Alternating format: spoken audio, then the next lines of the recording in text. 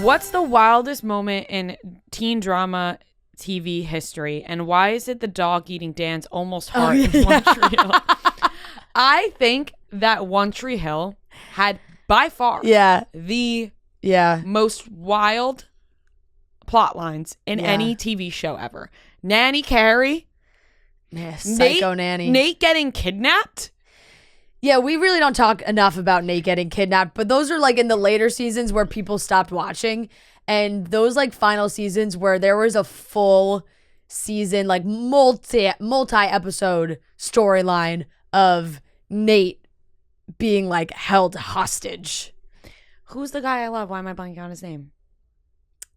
And he's like he's like my favorite guy in One Tree Hill, but I can't remember his name right now. So it makes no sense. No, Quinn and why am I blanking? Oh my god, I'm getting upset. I know. Quinn, One Tree Hill. Quinn and why? Clay. Duh. Clay. Right. That one actually. I think that one is it. The most insane storyline that Clay forgot he had a kid. And the kid was the cutest kid of all time. And Clay was the cutest kid of all time. Just forgot that he had a fucking kid. Yeah. How's that possible? Yeah.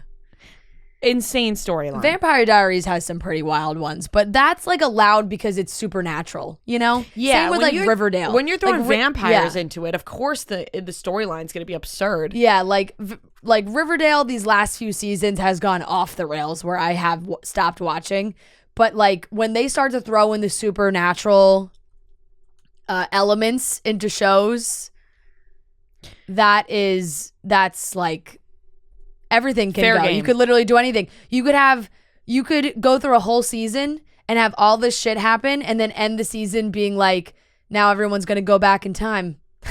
and none of this actually happens. Are you team Damon or team Salvatore? You mean team Damon or team Stefan? Yeah, why did I say I'm saying Damon Salvatore? Damon Salvatore. So when I first watched Stefan, and I think this is also kind of where I went with like some other shows, but it's Damon for sure.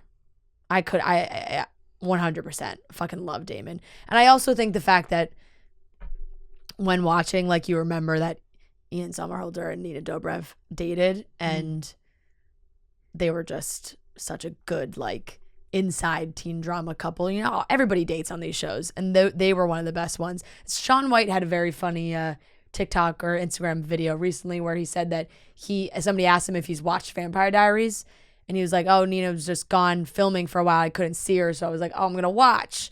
And then like, you know, it started to get a little weird. Kind of like she's playing all these different characters, and it's like a lot. They're cool because I follow Shaun White and I see like what they like seem like the coolest couple. They just are always traveling, like doing cool stuff. Yeah.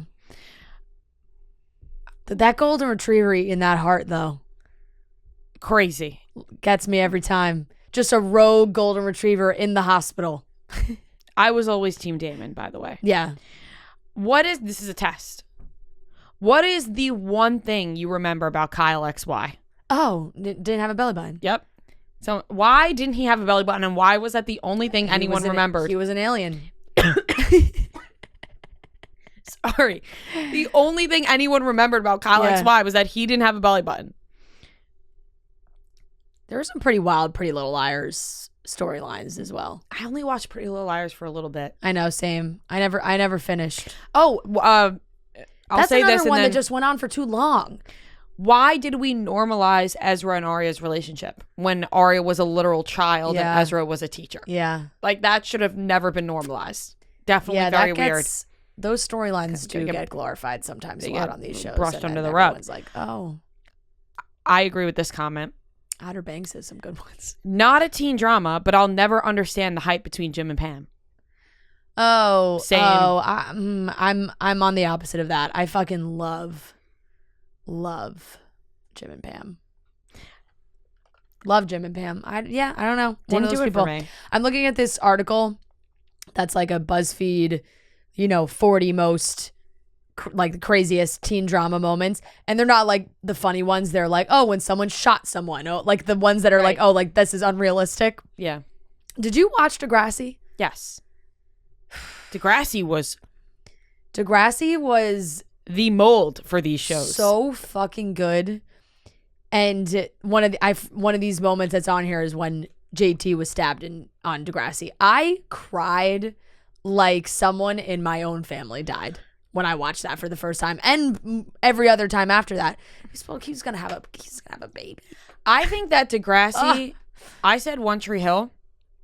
Degrassi beats One Tree Hill with crazy storylines. Yeah, because it also went on for One Tree Hill went on for a really long time, but so did Degrassi, and they had The Next Generation, and it kept going on, and they were those early Degrassi seasons were so good. But I also loved when Sinead Grimes came in and Nina Dobrev came in. And Dobrev was going to be a model. It was like all these different storylines. Loved Degrassi, and Degrassi is on HBO Max. All of them. Mm-hmm. That is huge. That is a big announcement that I meant to tell everyone last week. Oh my God. I'm going to go back and watch. I am too. I meant to. Like, Claire watch Degrassi, The Next Generation. Claire and I would come home like on weekends in like middle school and early high school. And she would sleep over my house, and like the Nick at Night or whatever channel it was, Teen Nick, whatever the hell it was, that would just play episodes of Degrassi like till 4 a.m. Yes. We would just stay up and watch every episode of Degrassi. And because it was also like the only way you could watch. Mm-hmm. So you knew that they were playing them in order. And it was like, well, I have to, like when you're watching for the first time and you know it's already out, but it's like it's Canadian TV. I'm like, this is how I'm watching. Like you got to stay up to date on it. There was no other way. Yeah. And also on Sundays, they played it on that channel that would play, I think it was, this is a throwback, but if people know, channel 124, I think it was. It was like the extended version of Nickelodeon, which was channel 33. Yeah. And it had like, so it would play Zoe 101, that's a classified, all those reruns, but then they played Degrassi. 14 seasons on HBO Max. That's amazing. First episode, Emma, when she meets the guy online. Yeah. Yep. Must watch. What, did you ever watch Skins? No, I felt like I wasn't allowed to watch Skins, even though nobody ever told me that I couldn't. That's fair. I definitely sneaky watched it. And I think I also only watched like the first, I want to say I watched maybe like the first couple seasons. And that's what started my initial Nicholas Hoult love. He was in Skins. I always was interested in Skins, but I stopped myself from watching because I thought it would be inappropriate if I watched at the age. That's fair. It's not like anybody told me no. I was just like, this seems inappropriate. I really liked the first few seasons. I have not watched the last ones, but I've watched like season 1 multiple times. Which show or character did you relate to the most? I don't think I ever related to any of them. I feel the same way. I don't think little bits and pieces, but it was just always so extravagant that you were like, my life, like it was so far-fetched for these things to happen in your own life in high school that it was like none of them. They live their different species. I'm going through all the characters in my head from each show, and there is not one where I ever felt like, oh, this is me. No. I wanted to maybe be some of them. Yeah. Like I wanted to be Summer in the OC. Yeah. Or Annalyn McCord in 90210, her character like really rich and but it's like I love Elena, but like it's hard to there's always these characters also always have so much loss and so much like darkness. You know, like there's so many other factors. But I loved watching them. A show we haven't brought up yet is Friday Night Lights. Friday Night Lights. For a little bit of time, I was a big Tim Riggins guy. Yeah. Loved Tim Riggins. Girl. I was a big Tim Riggins girl. I really thought Tim Riggins was like the hottest character of all time. Yeah. I now bounce around because Friday Night Lights isn't really one of my favorite teen dramas. I never finished it, which to me means that it wasn't. But like some of the shows go on for so long, where it's like it could be really good for a few seasons and then it just falls off. But I've made sure that I watched all them through. Like One Tree Hill's 9 seasons, and I watched every fucking season. Gossip Girl 6 seasons, The OC 4 seasons. Friday Night Lights lost me at some point. I watched Friday Night Lights all the way through. I've done it many times too. I think it's a great show. Yeah. And Tim Riggins is seriously Minka Kelly. They're like the hottest people ever. Yeah, some of the hottest people ever are in that show.